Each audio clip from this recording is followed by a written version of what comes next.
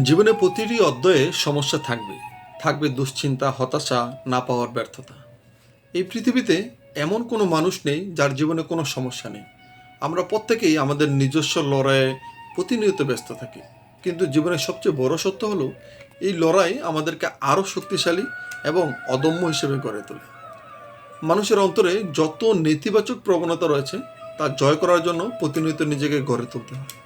জীবনে পথ হাজারে বাধা আসবেই, কিন্তু সেগুলোকে মোকাবেলা করতে হলে প্রয়োজন ইতিবাচক দৃষ্টিভঙ্গি এবং অবিচল মনোবল ও আস্থা। যারা হতাশার মাঝেও আশা খুঁজে পায়, যারা নিজেদের দুর্বলতাকে শক্তিতে পরিণত করতে জানে, তারাই জীবনের প্রতিটা চ্যালেঞ্জের মুখোমুখি হতে পারে। আর এই মানসিক শক্তি ও ইতিবাচক ফলেই আসে সত্যিকারের সফলতা এবং জীবনের চরম উন্নতি।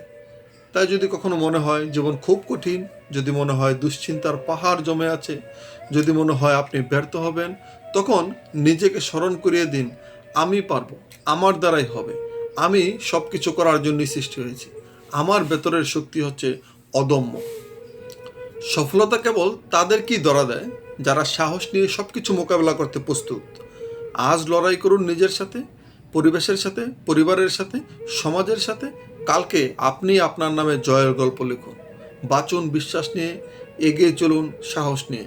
ইনশাল্লাহ জয় আপনারই হবে। আসসালামু আলাইকুম।